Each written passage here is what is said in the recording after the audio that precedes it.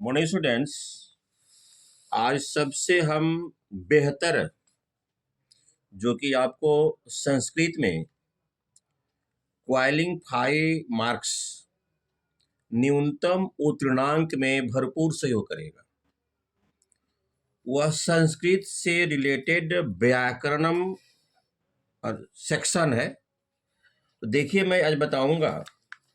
सबसे पहले प्रश्न निर्माणम वह परीक्षा में रहता है 4 मार्क्स का। उसके बाद आपका संधि विच्छेद रहेगा 4 मार्क्स का, जो कि कंफर्म है। संधि विच्छेद आपका रहेगा 4 मार्क्स का। उसके बाद समास रहेगा 4 नंबर का। समास आपका रहेगा 4 नंबर का। उसके बाद आपका घड़ी से प्रकृति प्रत्यय से रहेगा 4 मार्क्स का। और उसके बाद घड़ी से घटका से रहेगा 4 मार्क्स का। उसके बाद अव्यय से रहेगा 4 मार्क्स का। तो देखिए, तो कुल मार्क्स हो रहा है हमारा 4 4 8 4 12 4 16 4 24 1 2 3 4 5 6 24 मार्क्स का ये क्वेश्चन आज हम आपसे शेयर करूंगा। एकदम पैसेंस से सुनते जाएंगे और ध्यान रखेंगे। सबसे पहले मैं लेकर चलता हूं प्रश्न निर्माणम। प्रश्न निर्माणम। इसमें जो मौलिक कॉन्सेप्ट है उस पर आपको ध्यान देना है। आखिर ये क्वेश्चन निर्माण कैसे बनाया जाता है, इस संदर्भ में आपको ध्यान देना है। जैसे मान लिया जाए, एक क्वेश्चन आपका है तत्र राज सिंहो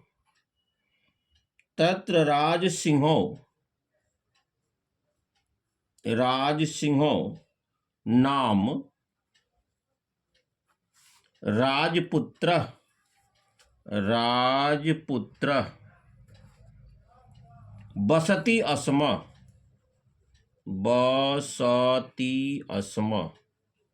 बसती अस्म।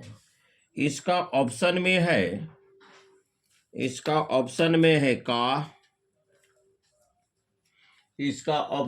है का, बी नंबर ऑप्शन में है कह, और सी नंबर ऑप्शन में है के। और आपको एग्जामिनेशन में अंडरलाइन किया हुआ रहेगा कि किसको क्वेश्चन वर्ड में कन्वर्ट करना है। तो इसमें राजपुत्र में कन्वर्ट किया गया है। तो आपको यह देखना है कि राजपुत्र जो आपका है वह किस विभक्ति और किस वचन में है। तो राजपुत्र है प्रथमा विभक्ति एक वचन में, तो क्वेश्चन वर्ड भी हमारा होगा प्रथमा विभक्ति एक वचन में भी होगा। तो देखिए, ये हो गया स्त्रीलिंग के लिए, हो गया पुल्लिंग के, यह पुल्लिंग है, प्रथमा विभक्ति एक वचन पुल्लिंग। तो बनाने का तरीका यह है कि जिसके नीचे रेखांकन है उसका पहले परिचय लेना है कि आखिर वह किस वचन में है, पुल्लिंग है, द्विवचन है, बहुवचन है, नपुंसक है। इस पर आपको ध्यान होगा। इसका सही ऑप्शन होगा क। इसका आपका सही ऑप्शन होगा क। अब देखिए, हमारा अगला प्रश्न है आत्महितैषी भी। दूसरा प्रश्न है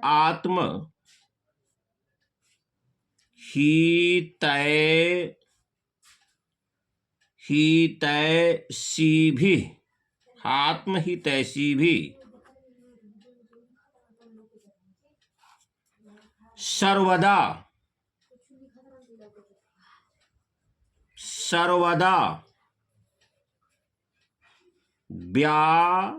व्यायामः कर्तव्य। इसमें आपका अंडरलाइन है आत्महितैषी भी। इसके ऑप्शन में दिए गए हैं आपको कीदृशे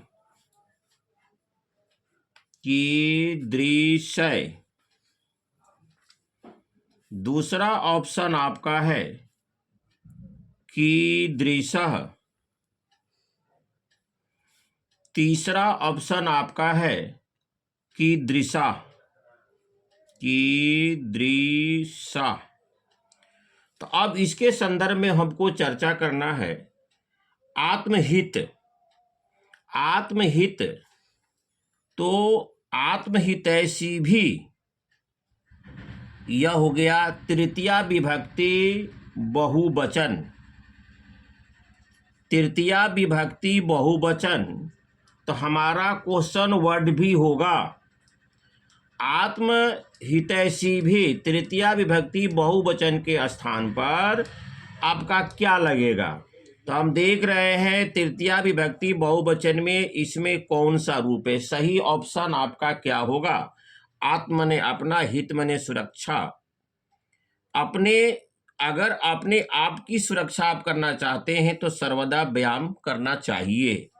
तो इसमें सही ऑप्शन आपका क्या होगा, ये आपका सही ऑप्शन होगा कीदृश। लेकिन ये आपको रखना होगा ध्यान में, स्त्रीलिंग है कि पुल्लिंग है कि एक वचन है, किस विभक्ति में, उसी विभक्ति और में यह भी होगा और यह भी होगा।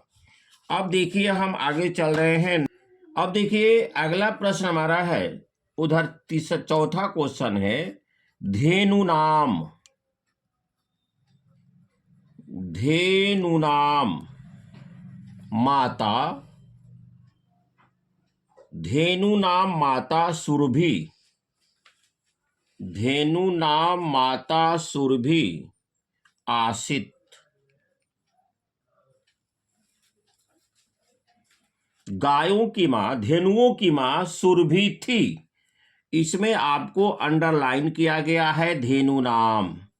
इसके ऑप्शन में आपको दिया है नंबर ए में केसाम, नंबर ए में दिया है केसाम, नंबर बी में ऑप्शन है आपका कासाम, बी में ऑप्शन है कासाम, सी में ऑप्शन है कश्याम। तो आपको यह देखना है कि यह किस विभक्ति में है। यह आपका धेनु नाम जो है किस विभक्ति में है। धेनु नाम स्त्री है, स्त्रीलिंग है, षष्ठी विभक्ति और बहुवचन में है। षष्ठी विभक्ति और बहुवचन में है, तो उस आधार पर हमको इसमें चुनना है षष्ठी विभक्ति बहुवचन में यहाँ पर कौन है। तो धेनु नाम जो शब्द है स्त्रीलिंग षष्ठी विभक्ति बहुवचन के स्थान पर किम का क्या होगा भाई, षष्ठी विभक्ति बहुवचन में आपका होगा कसाम। तो ये दोनों को टैली करते हुए आपको आगे बढ़ना है, अन्यथा ऐसे आगे नहीं बढ़ना है। दोनों को टैली करते हुए यह किस वचन में है, किस लिंग में है, स्त्रीलिंग है, पुल्लिंग है, नपुंसक है, एक वचन है, कौन सा विभक्ति है, उसके अनुरूप क्वेश्चन वर्ड का प्रयोग करेंगे। अब देखिए हमारा अगला प्रश्न है। अगला प्रश्न है आर्यस्य प्रसादेन, आर्यस्य प्रसादेन अखंडिता, अखंडिता में वाणिज्या, वाणिज्या, वाणिज्या, और इसमें आपका अंडरलाइन है, इसमें अंडरलाइन है। ऑप्शन में आपका है कह, ऑप्शन में है ख, नंबर में के ऑप्शन में है, और सी में आपका का ऑप्शन में है। अब देखना है कि वाणिज्या शब्द है क्या। यह स्त्रीलिंग है, प्रथमा विभक्ति एक वचन में है, तो उसी आधार पर प्रथमा विभक्ति एक वचन में हम लोगों को लेकर चल रहा। स्त्रीलिंग है तो स्त्रीलिंग का कह नहीं होता है, पुल्लिंग के लिए कह होता है। प्रथमा विभक्ति एक वचन में स्त्रीलिंग का का होता है, पुल्लिंग के लिए कह होता है। तो सही ऑप्शन आपका ये आ रहा है, सही ऑप्शन आपका ये आ रहा है। कौन का आ रहा है, स्त्रीलिंग के लिए का। नेक्स्ट नंबर हमारा प्रश्न है यूयाम, यूयाम, व्याघ्र भक्षणाय, व्याघ्र भक्षणाय, कलहम कुरुतः, कुरूपः। इसमें अंडरलाइन है आपका व्याघ्र भक्षणाय। व्याघ्र भक्षणाय क्या है? व्याघ्र के भक्षण के लिए, व्याघ्र भक्षणाय, व्याघ्र के भक्षण के लिए ये आपका नपुंसक है, ये आपका नपुंसक है, चतुर्थी विभक्ति और एक वचन में है। ये चतुर्थी विभक्ति एक वचन में है, तो इसका आपका ऑप्शन में दिया गया है नंबर ए में कसमय, नंबर ए में दिया है कसमय, बी में आपको दिया हुआ है कीम, सी में आपको दिया हुआ है कस्मात, सी में दिया हुआ है आपको कस्मात। तो भाई संप्रदान का एक वचन में देखिए इसमें कौन है, इससे टैली आपको करना है। तो संप्रदान के एक वचन में आपका है कसमय, संप्रदान के एक वचन में है आपका कसमे है। चलिए अब आगे देखिए, आप प्रश्न को हम लेकर चल रहे हैं। अगला हमारा प्रश्न है, अगला प्रश्न है, अगला प्रश्न हमारा होगा 7 नंबर। 7 नंबर का प्रश्न होगा शकटी, शक्तियानम, कज्जल मलिनम, कज्जल मलिनम, कज्जल मलिनम, धूमम, मुच्चति, मुच्चति। इसमें अंडरलाइन है आपका कजली मलम, कज्जल मलिनम। इसका ऑप्शन है क्या क्या? कीदृशः, इसका ऑप्शन है कीदृशम। उसके बाद बी नंबर में आपका ऑप्शन है कीदृशः, बी नंबर में ऑप्शन है कीदृशः। सी नंबर में ऑप्शन है कीदृशा, कीदृशा। इसमें अंडरलाइन है कज्जल मलिनम, काला धुआं, कजली की तरह धुआं। अब देखिए कजली मलिनम, यह क्या है? आपका नपुंसक है, ये आपका नपुंसक है और ये आपका प्रथमा विभक्ति है और एक वचन है। तो इसमें भाई एक वचन में क्या है देखिए, तो इसमें एक वचन में आपका प्रथम विभक्ति एक वचन के स्थान पर आपका क्या होगा? कीदृशम, किस प्रकार का, कैसे, किस प्रकार का धुआं देता है, तो कीदृशम इसका सही ऑप्शन होगा। उसके बाद देखिए सिंह, 8 नंबर, 8 नंबर में ऑप्शन है सिंह, वानराभ्याम, असमर्थः, असमर्थः, एव आसित, एव आसित, एव आसित। इसमें अंडरलाइन है, इसमें स्वरक्षायाम, अपनी रक्षा, स्वरक्षायाम, वानराभ्याम, स्वरक्षाभ्याम,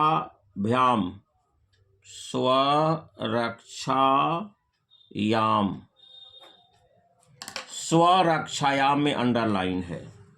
तो स्वरक्षायाम स्त्रीलिंग सप्तमी भक्ति एक वचन में है, स्वरक्षायाम सप्तमी भक्ति एक वचन स्त्रीलिंग में है। तो उसी प्रकार सप्तमी विभक्ति एक वचन में जो ऑप्शन दिया गया है उसको चुनना है। नंबर ए का ऑप्शन है कश्याम, कश्याम। बी में ऑप्शन आपका है काभ्याम, काभ्याम। और सी में ऑप्शन है आपका कस्मिन, सी में ऑप्शन है आपका कस्मिन। तो इस हिसाब से, इस विभक्ति के हिसाब से इसमें क्या होगा आपका कश्याम, कश्याम होगा। ये सप्तमी विभक्ति एक वचन है, तो यह भी सप्तमी विभक्ति आपका एक वचन। इस प्रकार से हम लोग अगर प्रैक्टिस करेंगे तो आपका ये 4 नंबर का अप टू डेट होगा। अब देखिए हम बता रहे हैं घड़ी से संबंधित वह रहता है क्वेश्चन 4 नंबर से। घड़ी से संबंधित 4 नंबर से प्रश्न रहता है घटिका। साढ़े, साढ़े अगर रहेगा मानी 30 मिनट, साढ़े अगर 30 मिनट रहेगा तो उसमें हम लोग सार्ध का प्रयोग करेंगे, उसमें हम लोग सार्ध का प्रयोग करेंगे। 15 मिनट रहेगा, 15 मिनट या सवा रहेगा तो उसमें हम लोग सपाद का प्रयोग करते हैं, सपाद।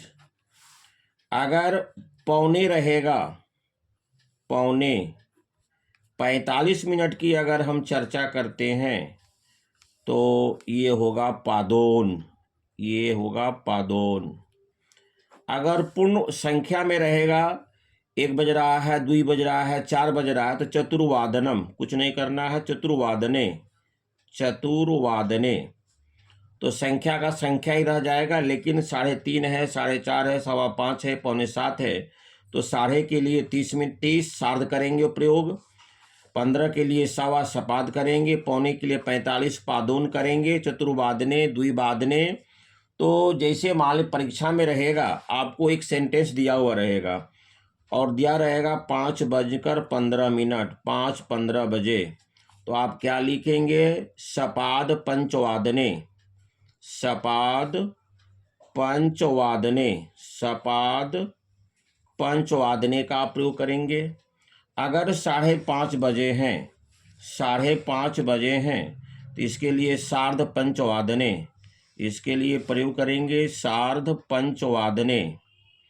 अगर 5:45 बजा है, अगर 5:45, 5:45, 5:45 बजे हैं, पादोन 6 वादने, पादोन 6 वादने, 6 या षड्वादने, षड्वादने।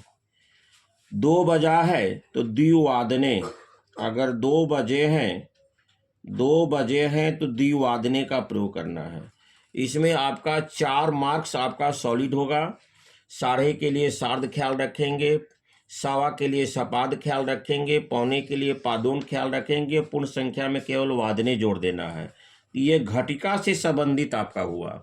ये 4 नंबर का एकदम आपका कंप्लीट क्वेश्चन रहेगा। और हम आगे अब सेक्शन में चल रहे हैं। पुनः मैं 4 नंबर की चर्चा अभी आपको हम करेंगे। सबसे पहले आपको ध्यान यह देना है कि अव्यय शब्द से 4 मार्क्स के प्रश्न रहेंगे। अव्यय शब्द से 4 मार्क्स के प्रश्न रहेंगे, अव्यय से रहेंगे 4 मार्क्स का। अब इसके लिए देखिए आपकी पुस्तक में कौन कौन से सिलेबस में अव्यय है। उच्चय, आपका उच्चय मने जोर से, च मने और होता है, स्व मीन्स होता है आने वाला कल, अद्य का अर्थ होता है आज, अत्र का अत्र तत्र यहाँ, अत्र और तत्र यहाँ वहाँ, ये सारे आपके अव्यय हैं। यत्र कुत्र, यत्र कुत्र, ये सारे आपके अव्यय हैं। इदानीम आपके अव्यय हैं, इदानीम आपके अव्यय हैं। अधुना, अधुना आपके अव्यय हैं। संप्रति, संप्रति आपके अव्यय हैं। यदा अव्यय हैं, तदा भी आपके अव्यय हैं। सहसा अव्यय हैं, वृथा बेकार, यह भी आपका अव्यय है। शनेह अव्यय है। कुतः कुतः अव्यय है। इतस्ततः इतस्ततः इधर उधर, यह भी आपका अव्यय है। यदि तही यदि तो, यह भी अव्यय है आपका। यावत जब तक, तब तक, तावत तब, इतने अव्यय हैं। इससे संबंधित ही परीक्षा में आपके प्रश्न पूछे जाएंगे।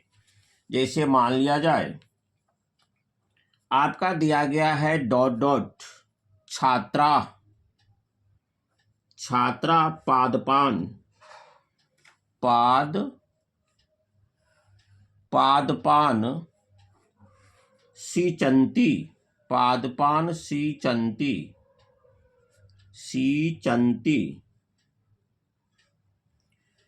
पादप डैश डैश छात्र पादप को सींचते हैं।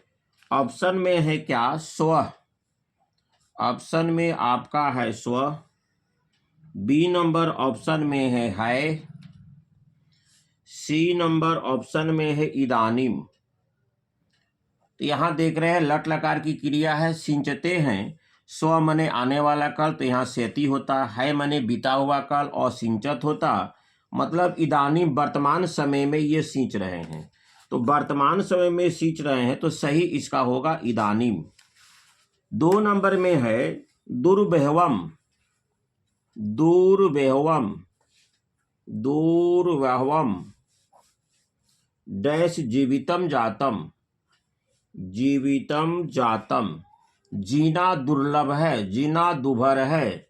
इसके ऑप्शन दिए गए हैं तत्र।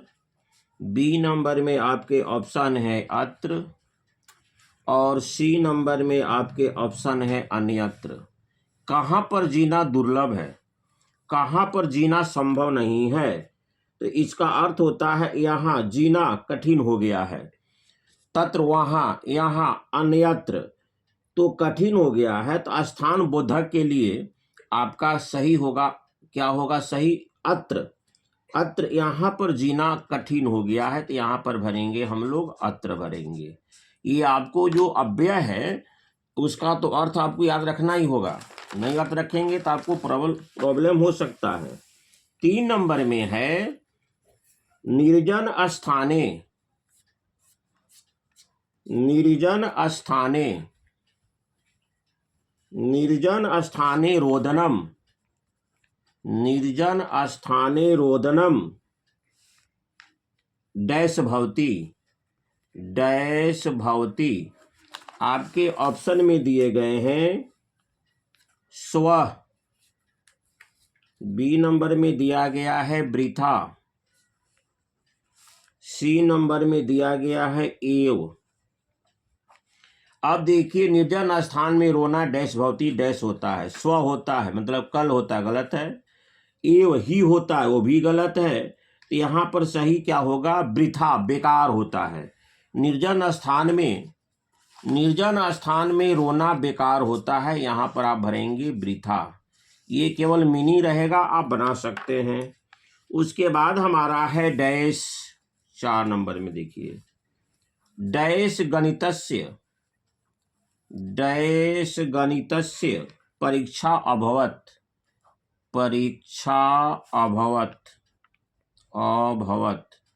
ऑप्शन में आपका दिया हुआ है उच्चय। बी नंबर में दिया है स्नेह धीरे। सी नंबर में दिया है।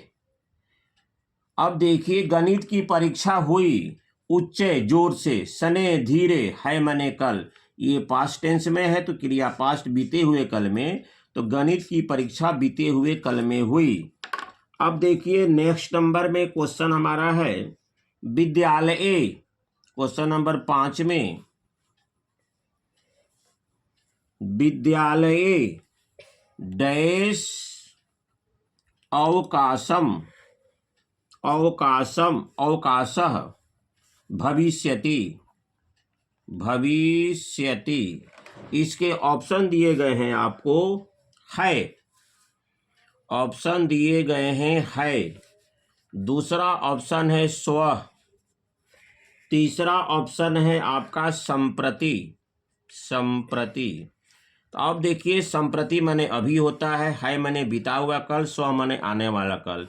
यहाँ पर क्रिया है भविष्यत काल में है, तो आने वाले कल में आपका सही ऑप्शन होगा स्वः। विद्यालय स्वः अवकाशम भविष्यति, विद्यालय में कल छुट्टी होगा। आगे देखिए, आगे का हमारा क्वेश्चन है पत्रवाहक। पत्रवाहक, पत्रवाहक डैश पत्राणि, डैश पत्राणि दातुम गच्छति, दातुम गच्छति। ऑप्शन में आपका है इदानीम, इदानीम। दूसरा ऑप्शन में है एव, तीसरा ऑप्शन में है अपि, तीसरा ऑप्शन में है अपि। पत्रवाहक डाकिया पत्र बांटने के लिए जाता है, यह प्रेजेंट टेंस में क्रिया है। एव ही, अपि माने भी, इदानीम। सही ऑप्शन क्या है? इस समय, इस समय डाकिया पत्र को बांटने के लिए जा रहा है, एव ही जा रहा है। पत्रवाहक एव पत्राणि गलत है मीनिंग, अपि यह भी नहीं सुटेबल है, तो आपका सही हो गया इदानीम। डाकिया इस समय पत्र को बांटने जा रहा है, यह आपका सही ऑप्शन हुआ। नंबर 7 में देखिए, यदि, यदि मेघः गर्जति, यदि मेघः, यदि मेघः गर्जति, यदि मेघः गर्जति मयूराः, मयूराः नृत्यन्ति, मयूराः नृत्यन्ति।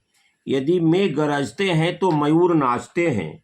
तो देखिए इसमें ऑप्शन में दिया गया आपको है, नंबर ए के ऑप्शन में है तदा, बी के ऑप्शन में है तही, और सी के ऑप्शन में है यथा।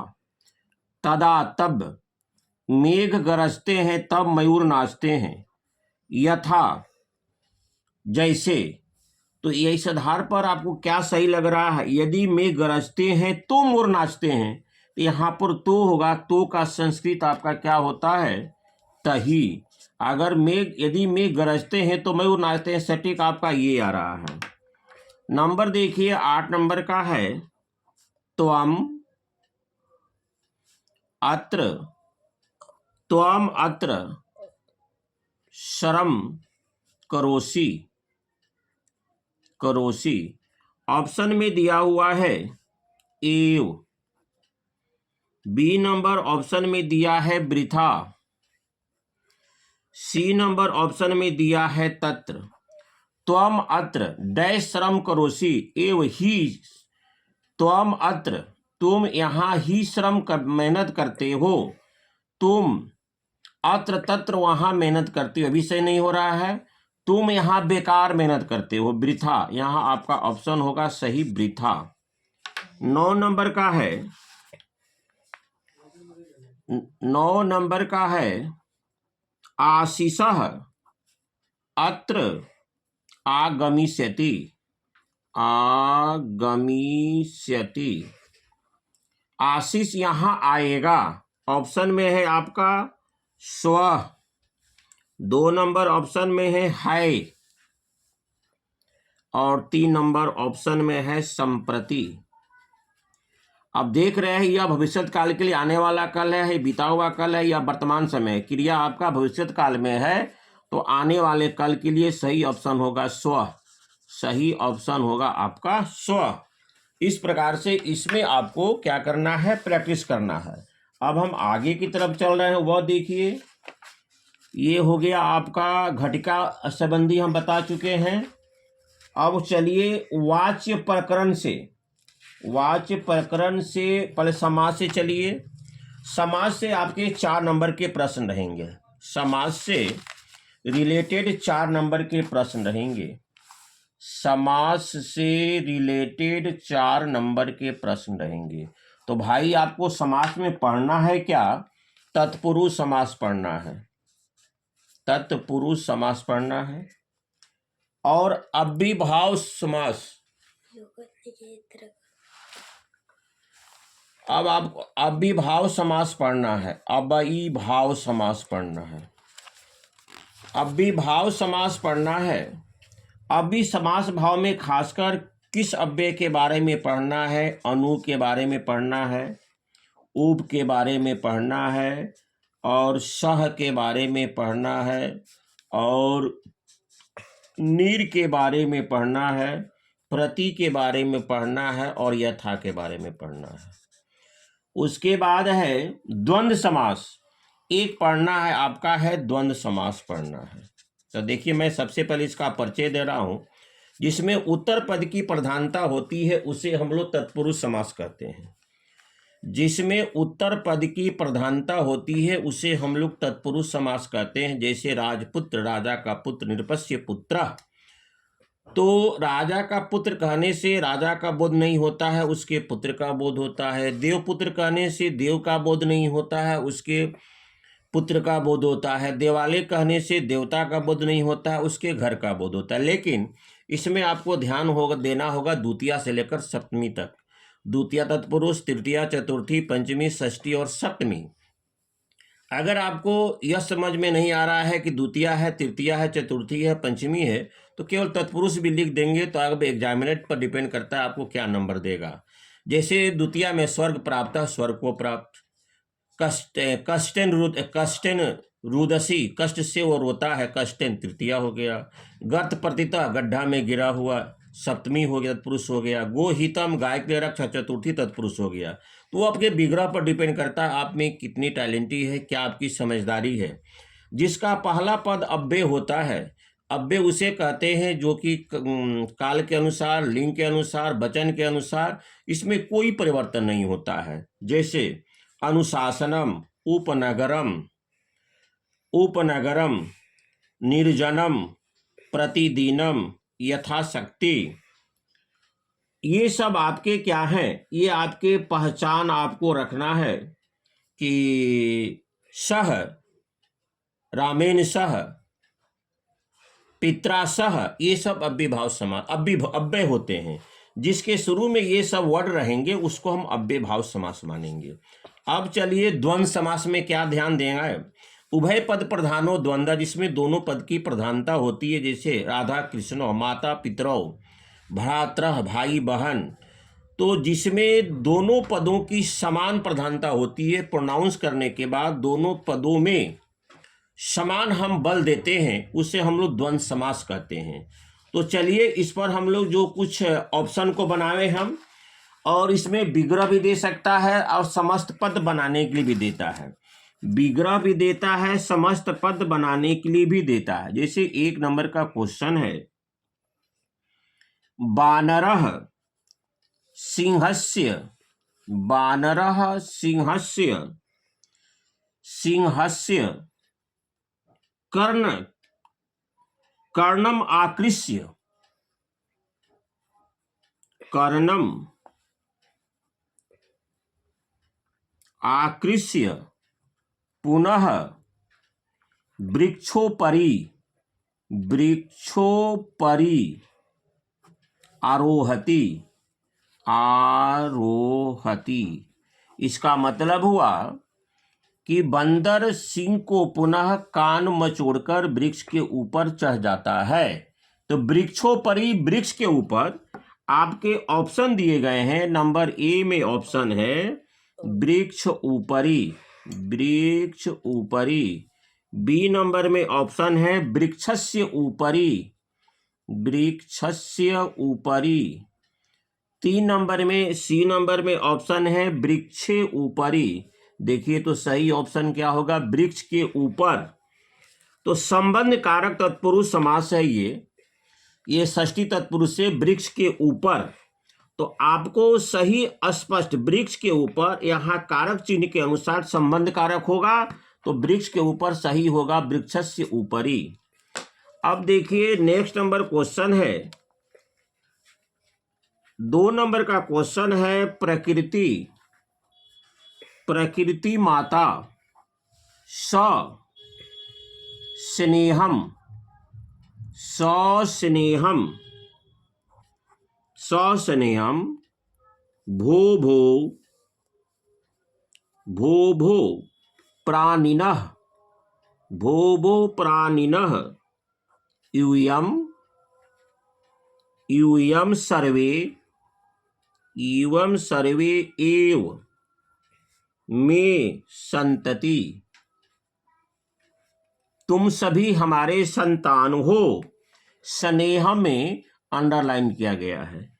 इसका ऑप्शन दिया गया है स्नेहस्य सहितम, स्नेहस्य सहितम, स्नेहस्य सहितम। दूसरा ऑप्शन है स्नेहन, स्नेहन सहितम।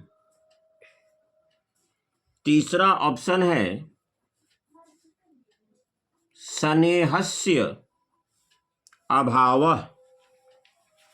अब देखिए सह, सह माने साथ, यह अव्ययभाव समास है। सह स्नेह के साथ, सह सहितम के अर्थ में सह अव्यय का समास होता है। तो यहाँ प्रथम शब्द अव्यय है एवं प्रधान है। इस समास में समस्त पद नपुंसक होगा और एक वचन जैसा प्रतीत होता है, तो आपका बी होगा। इसका सही ऑप्शन होगा स्नेहन सहित, स्नेह सहित, स्नेहन सहितः। आगे देखिए ऑप्शन 3 नंबर में हमारा ऑप्शन है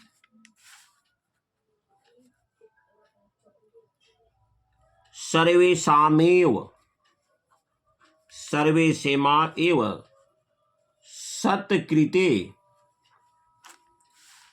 महत्वम, महत्वम विद्यते, विद्यते समय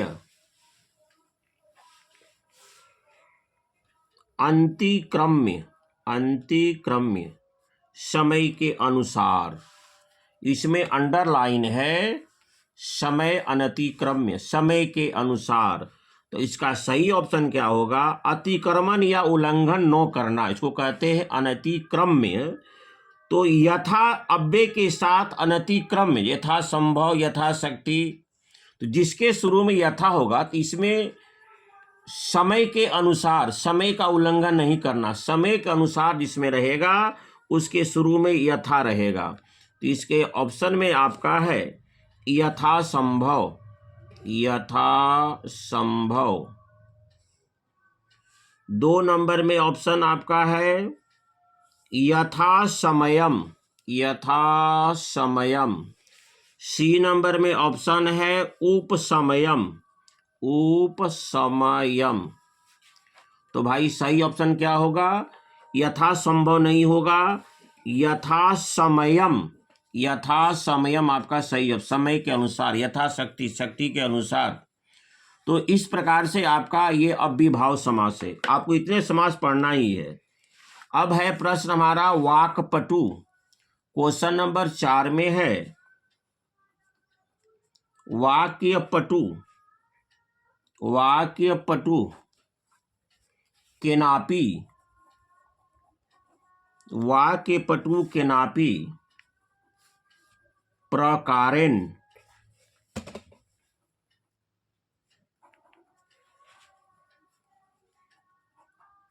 पैरेरन परिभूयते, परिभूयते। वाक्पटु में अंडरलाइन है। वाक्पटु का क्या अर्थ होगा? आपको मीनिंग पर आपका डिपेंड करता है। बोलने में चतुर, बोलने में पटु। इसमें ऑप्शन दिया गया है आपका वाचः, वाचः पुटः। बी नंबर में ऑप्शन है वाक्पटु, वाक्पटु। सी नंबर में ऑप्शन है वाचीपटु, वाचीपटु।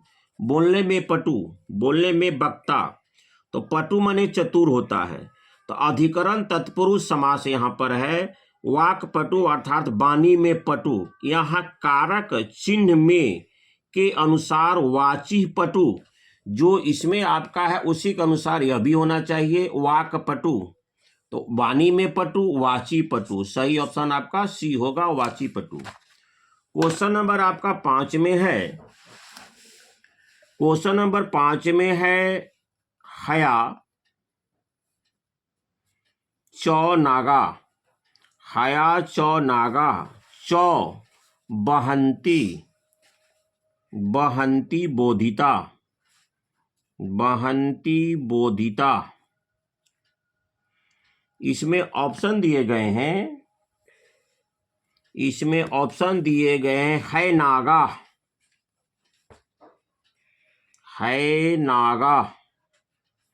बी नंबर में ऑप्शन है हया नागो, हया नागो। सी नंबर में ऑप्शन है हया नागाश्च, हया नागाश्च।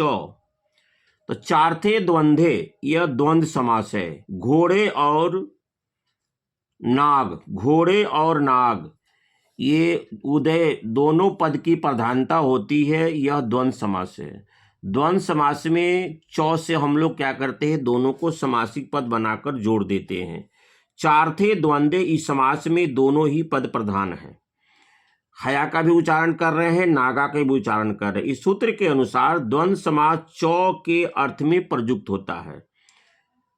राधाश्च कृष्णश्च, तो हया नागो, घोड़े और नाग, इसके ऑप्शन में हया और नाग, गौ, राधा कृष्णो, राधा और कृष्ण, आपका सही ऑप्शन द्वंद्व समास में ये होगा। 6 नंबर में आपका प्रश्न है मुनि ही, मुनि ही राजानाम राजनम यथेष्टम, यथेष्टम, यथेष्टम अभ्यनंदत। राजा ने मुनि को, राजा ने मुनि को यथासंभव, यथासंभव क्या किया, स्वागत किया, अभिनंदन किया। तो इसके अनुसार ये अव्यय भाव समास है। तो हम लोग ऑप्शन में दिया हुआ है ईस्टेन, ईस्टेन अंतिक्रम, अंतिक्रम्य। बी नंबर ऑप्शन में है इष्टाय, इष्टाय अंतिक्रम्य, अंतिक्रम्य। सी नंबर ऑप्शन में है इष्टम, इष्टम अनतिक्रम्य। इच्छा के अनुसार, इच्छा भर, इच्छा के अनुसार उसका स्वागत किया। इसका सही ऑप्शन होगा इष्टम अनतिक्रम्य, इष्टम अनतिक्रम, इच्छा के अनुसार उसने राजा का उसका स्वागत किया।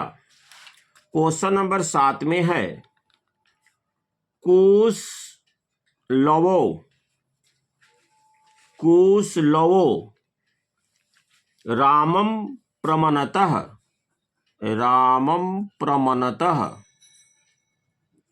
कुश और लव ने राम को प्रणाम किया। इसमें कुश लव में अंडरलाइन है, द्वंद्व समास है ये। कुश का भी प्रधानता होती है और लव की भी प्रधानता होती है। तो ऑप्शन में दिया गया है कुशः, कुशः च लवः च, कुशः च लवश्च। 2 नंबर में दिया है कुशम लवश्च, कुशम लवच। 3 नंबर में दिया हुआ है आपका कुशः लवोच, कुशः लवोच, लवोच, कुशः लवोच। अब देखिए यह कैसे बनेगा भाई, चूंकि द्वंद्व के समास के अर्थ में चौ का प्रयोग होता है। कुशः च लवच, कुश और लव, आपका सही ऑप्शन होगा 1 नंबर का होगा। आगे का देखिए प्रश्न है हमारा सह भारस्य वेदनाय। क्वेश्चन नंबर 8 में है सह भारस्य वेदनाय, वेदनाय, वेदनया, वेदनया, सह भारस्य वेदनया क्रदन्ति, क्रंदति अस्म। वह भार की वेदना से रो रहा था। इसमें आपका है भारस्य वेदना, भारस्य, भारस्य वेदना, भार की वेदना से वह रो रहा था। देखिए इसका सही विकल्प क्या होगा, भार वेदनाएं, दोनों को जोड़ देंगे, भार वेदनाएं, ये इसका विलोप हो जाएगा। भारस्य, भार की वेदना षष्ठी, इसका विलोप हो जाएगा। तो ऑप्शन में क्या क्या है, भार वेदना, भार वेदना। 2 नंबर में ऑप्शन है वेदना भारेन, वेदना भारेन। 3 नंबर ऑप्शन में है भार वेदनाय, भार वेदनया। सही ऑप्शन होगा आपका ये, इस दोनों का विलोप हो जाएगा, स्य का विलोप हो जाएगा। सही ऑप्शन आपका ये होगा। अब है मृगस्य पश्चात रामः। 9 नंबर में है रामः मृगस्य, रामः मृगस्य पश्चात धावति अस्म, पश्चात धावति अस्म, धावति अस्म। इसमें आपका दिया गया है ऑप्शन में मृगस्य पश्चात, इसमें ऑप्शन में आपका है अनुमृगम, ऑप्शन में 1 नंबर है अनुमृगम, अनुमृगम। 2 नंबर के ऑप्शन में है मृग पश्चात, मृग पश्चात।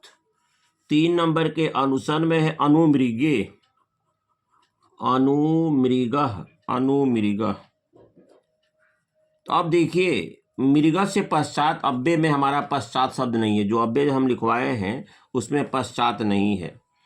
तो अनुमृगम, अनु माने पीछे होता है, अभिभाव समास पूर्व पद प्रधानो भाव। इस सूत्र के अनुसार समास में पहला पद प्रधान होता है एवं अव्यय होता है।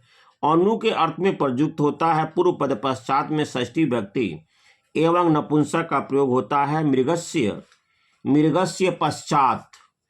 तो सही विकल्प आपका मृग के पीछे, मृग के पीछे सही विकल्प अनुमृगम। राम मृग के पीछे दौड़ते थे, अनुमृगम, मृग के पीछे, अनुमृगम। तो इस प्रकार से एक और क्वेश्चन हमारे पास है जो कि मैं उसको पूरा ही कर देता हूं। अब है प्राणी चौ पादौ, प्राणी चौ, प्राणी चौ पादौ,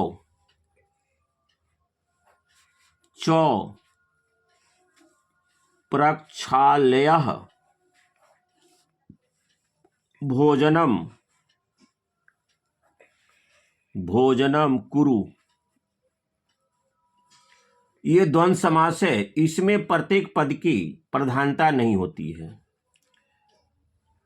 समाहार द्वंद्व समास में